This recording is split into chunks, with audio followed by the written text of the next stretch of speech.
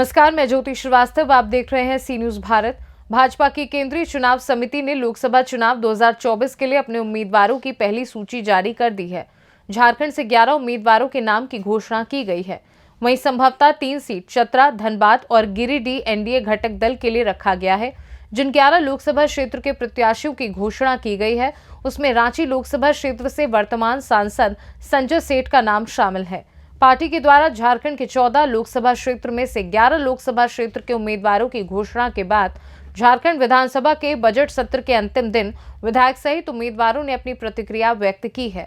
आइए इस रिपोर्ट में जानते हैं उम्मीदवारों ने क्या कुछ कहा है। भारतीय जनता पार्टी के हर एक कार्यकर्ता देश के यशस्वी प्रधानमंत्री नरेंद्र भाई मोदी जी को तीसरी बार प्रधानमंत्री के रूप में देखना चाहता है और केवल कार्यकर्ता ही नहीं, देश की जनमानस की भी आकांक्षा है कि यशस्वी प्रधानमंत्री नरेंद्र भाई मोदी जी के नेतृत्व में उन्होंने जो संकल्प दिया है 400 पार का, वो 400 पार का लक्ष्य पूरा करें। और उसी क्रम में झारखंड के 14 लोकसभा सीटों पर भारतीय जनता पार्टी और उसका चुनाव चिन्ह कमल फूल को आधार मान करके पार्टी के कार्यकर्ता काम कर रहे हैं। गया है, कैसे देखते हैं आप ही लोगों के बीच से मौका दिया? बहुत बधाई, शुभकामना है। अपने बीच के माननीय विधायक हैं। 11 कमल कौन लेकर के मोदी जी को जाएगा 370 के पार करने के लिए, जो भारतीय जनता पार्टी के नेतृत्व में जितनी है और 400 के ज़्यादा एनडीए की सीटें जो जितनी है वो आज तय हो गई है।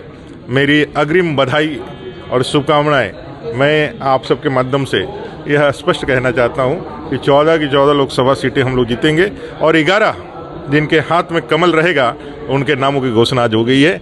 फिर एक बार उन सभी लोगों को बहुत बधाई, उनके क्षेत्रवासियों को बहुत बधाई। क्या लगता है आपको? बहुत शुभकामनाएं दे रहा हूं, जिनको जिनको टिकट मिला है बहुत बधाई दे रहा हूं। मैं उम्मीद करता हूं कि आज जिन 11 लोगों को टिकट झारखंड से मिला है वो 11 की 11 सीटें हम लोग जीतेंगे।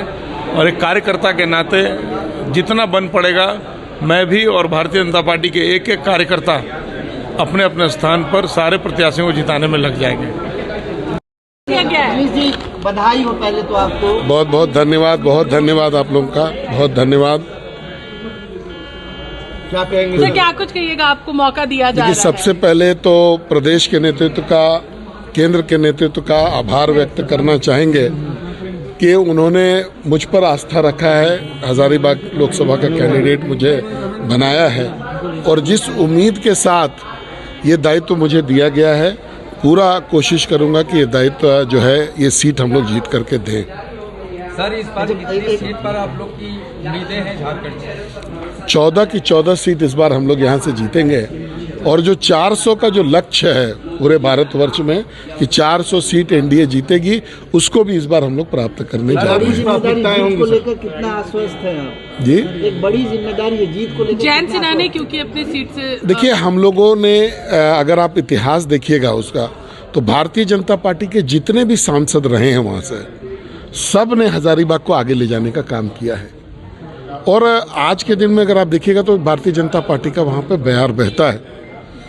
तो वैसे बैकग्राउंड में मैं वहाँ पर चुनाव लड़ने जा रहा हूँ, तो डेफिनेटली आप ये कह सकते हैं कि मोदी जी का जो काम, विकसित भारत का संकल्प और पूर्व के सांसदों का जो, भारतीय जनता पार्टी के सांसदों का जो पुण्य और प्रताप रहा है, उसमें मेरी जीत पक्की रहेगी भारतीय जनता पार्टी। और आपका क्या संकल्प है? देखिए, जो काम पूर्व के सांसद हमारे अधूरा रह गया उनके टेन्योर में, या जिसको वो लोग शुरू नहीं कर सके, इच्छा थी लेकिन शुरू नहीं कर सके, वो सब मैटर्स को हम लोग देखेंगे। विस्थापन बड़कागांव का जो विषय है वो एक बहुत बड़ा विषय है, उसको एड्रेस करने की ज़रूरत है। और सबसे बड़ा विषय है कि पूरे भारतवर्ष के साथ अपने इलाके को भी विकसित भारत में सम्मिलित करना, हजारीबाग को भी उसका एक अंग बनाना, उस पर हम लोग काम करेंगे। सर, एक सवाल है, 400 का आंकड़ा में कोई दिक्कतें आ रही हैं, वो उसकी कारण आप हैं, क्या कारण है? देखिए, कोई सस्पेंस नहीं है पार्टी के, न गठबंधन के अंदर कोई सस्पेंस है और न पार्टी के अंदर कोई सस्पेंस है। गठबंधन में शामिल दल भी बैठ कर तय करेंगे और पार्टी भी बैठ के तय करेंगे और निश्चित रूप से हम लोग का लक्ष्य है कि मिशन 2024 के पार्ट 1 में हम लोग 14 का 14 सीट एनडीए झारखंड से जीतेगी। तो गिरिडीह से जिससे अभी हम बात कर रहे हैं, क्या वो आसू के उम्मीदवार हो सकते हैं? थोड़ा सा भी इसका जवाब देने में थोड़ा सा इंतजार करना है, लेकिन ये बात तय है कि एनडीए का पार्ट आजसू है, एनडीए का पार्ट रहेगी और आजसू भी चुनाव लड़ेगी। रांची से सी न्यूज संवाददाता राजीव सिंह की रिपोर्ट। भाजपा द्वारा जारी लोकसभा चुनाव के लिए उम्मीदवारों की लिस्ट को लेकर माना जा रहा है कि इस बार लोकसभा चुनाव बहुत ही रोमांचक होने वाला है।